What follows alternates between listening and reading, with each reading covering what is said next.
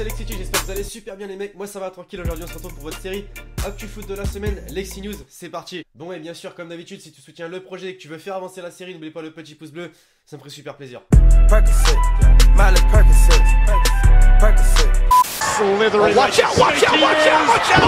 Alors pourquoi cette image les amis? Bah tout simplement pour résumer le match du FC Barcelone contre la Juventus Turin la semaine dernière, puisque voilà on n'a pas eu l'occasion de revenir sur les quarts de finale retour qu'il y a eu le mercredi. Donc forcément le FC Barcelone est éliminé de la compétition au détriment de la Juventus Turin qui eux sont qualifiés pour les demi-finales. Pareil pour l'AS Monaco qui a réussi à battre le Borussia Dortmund, un club français en demi-finale de Ligue des Champions. Ça faisait longtemps que ça n'était pas arrivé et ça fait vraiment super plaisir. Et donc forcément il y a eu des tirages qui ont été effectués, je pense que vous êtes déjà au courant, mais on va quand même en parler dans cette vidéo. Donc le premier tirage au sort qu'il a eu, c'était le Real Madrid contre l'Atlético Madrid. Donc pas mal été déçu de voir deux clubs espagnols en demi-finale.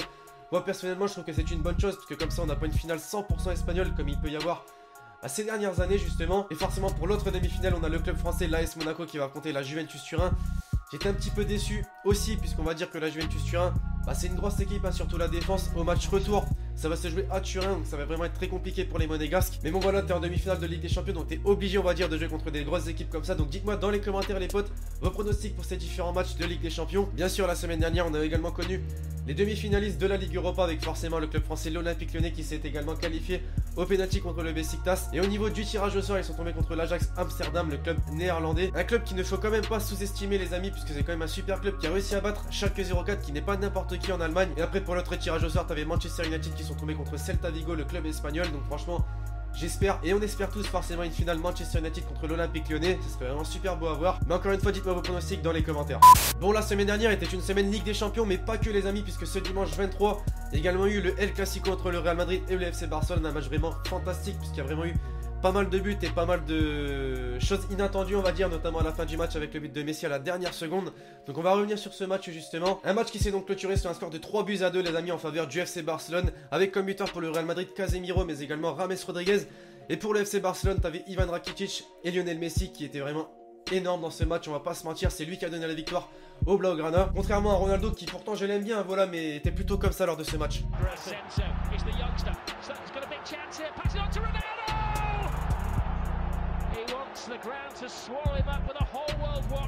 Non, plus sérieusement, je ne sais pas comment il a pu rater ça les amis, mis à part en fusionnant avec Nulandro, voilà. Non, plus sérieusement, c'est vrai que c'est une action qui aurait pu vraiment aider les merengues si elle était au fond. Un match qui n'a donc pas trop réussi on va dire au joueur portugais, contrairement à son rival entre guillemets bien évidemment Lionel Messi, qui lui va concrètement donner la victoire à son équipe, notamment et surtout voilà avec son but à la 92e minute, à la dernière seconde du match, qui a permis au Blaugrana de remporter ce match, avec d'ailleurs une petite célébration de Messi, bah assez surprenante voilà. Lionel Messi! Oh my goodness! Lionel Messi does it again, he's superhuman! Non bien sûr c'est encore une perle de Twitter, hein, puisque c'est vrai que les mecs sur Twitter bah, ils sont plutôt forts hein, en trouvant des trucs comme ça. Bref, c'est parti pour la vraie action.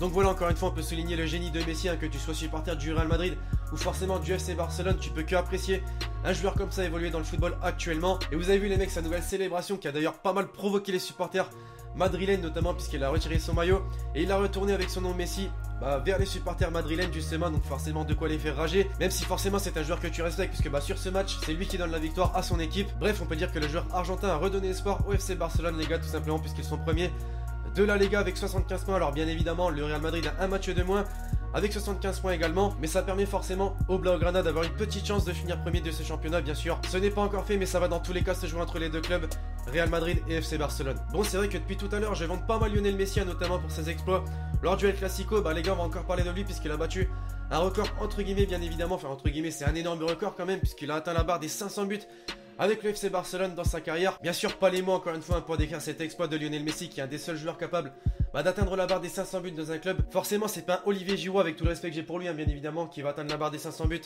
dans un club, c'est sûr et certain.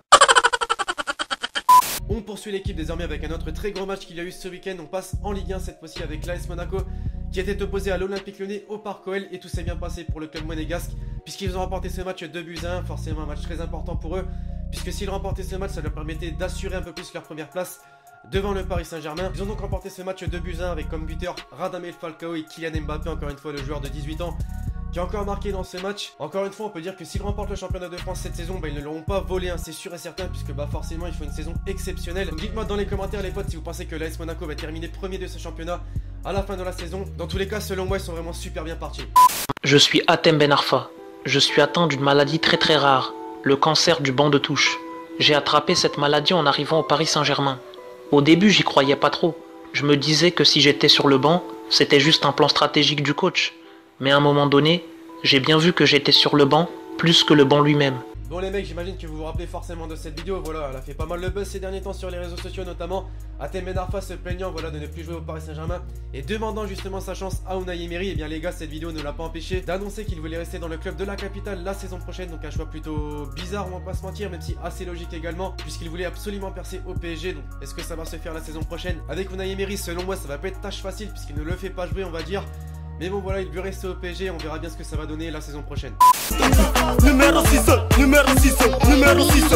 Et ouais les gars, on peut le décrire petit par sa taille mais grand par son talent les amis, tout simplement N'Golo Kanté, le joueur français de Chelsea qui a été élu le meilleur joueur de Première Ligue cette année. Donc franchement, un trophée complètement mérité quand on voit ce qu'il a pu réaliser avec Leicester City, donc champion de Première Ligue. Et cette saison avec Chelsea, il est super bien parti pour être une nouvelle fois champion de Première Ligue. Quand on voit ce qu'il était il y a quelques années, c'est vraiment exceptionnel les amis, il a vraiment une évolution de dingue. Puisqu'en 2013, il évoluait encore dans le championnat de France de Ligue 2 et plus précisément à Caen. Et 4 ans plus tard, il se retrouve dans l'un des plus grands clubs en Europe, donc Chelsea, pour devenir le meilleur joueur de Première Ligue. Donc franchement, une évolution de dingue. Et c'est vrai que ce n'est pas le seul joueur français à avoir une évolution de dingue ces derniers temps. C'est vrai qu'il y a 3 autres joueurs jeunes, on va dire, qui ont une évolution de dingue ces dernières années, notamment tout d'abord Kylian Mbappé, qui en 2013 venait tout juste d'obtenir son brevet des collèges. Et là en 2017, il fait partie des meilleurs joueurs d'Europe puisqu'il est le 4e meilleur buteur d'Europe en 2017. Après t'as également Ousmane Dembélé, le très jeune joueur français du Borussia Dortmund, qui lui en 2013 évoluait seulement en CFA 2 avec les jeunes du Stade Rennais, et en 2007 il se retrouve titulaire du Borussia Dortmund et compte à l'heure actuelle 19 passes décisives cette saison. Et enfin t'as également Paul Pogba, joueur incontournable, qui lui en 2013 était appelé pour la première fois en équipe de France et qui en 2017 se retrouve titulaire indiscutable avec les Bleus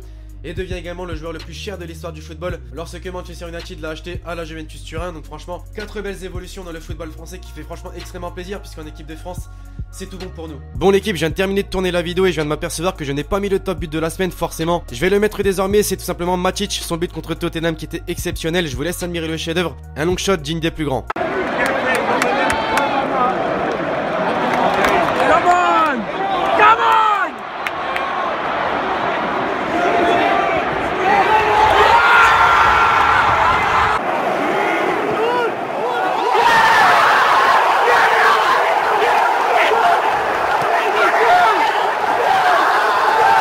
Bref, on va désormais conclure cette vidéo les potes en parlant directement des gros matchs qu'il va y avoir cette semaine. Malheureusement c'est la dernière semaine d'avril puisque c'est vrai que ce mois-ci il y a eu pas mal de grosses affiches, on va pas se mentir. Pour la première affiche les potes, ça va se passer en Allemagne demain à 20h45. Le Bayern de Munich va affronter le Borussia Dortmund lors des demi-finales de la Coupe d'Allemagne. Donc franchement un beau derby entre les deux clubs allemands. Demain il y aura également, bon ce n'est pas affiché sur cette image, mais le Paris Saint-Germain va affronter l'AS Monaco lors des demi-finales de la Coupe de France. Ensuite on passe en Première Ligue, le 27 cette fois-ci Manchester City va affronter Manchester United, qui d'ailleurs a perdu Zlatan Ibrahimovic ces derniers jours à cause d'une blessure. Il sera indisponible jusque janvier 2018 selon les médias, un gros coup dur donc pour le club anglais. Et enfin le 30 on aura Tottenham qui va affronter Arsenal. Donc 4 très belles affiches ces prochains jours et les potes, dites-moi vos pronos dans les commentaires.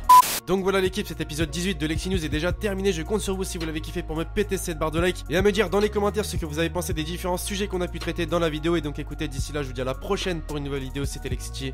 Ciao ciao.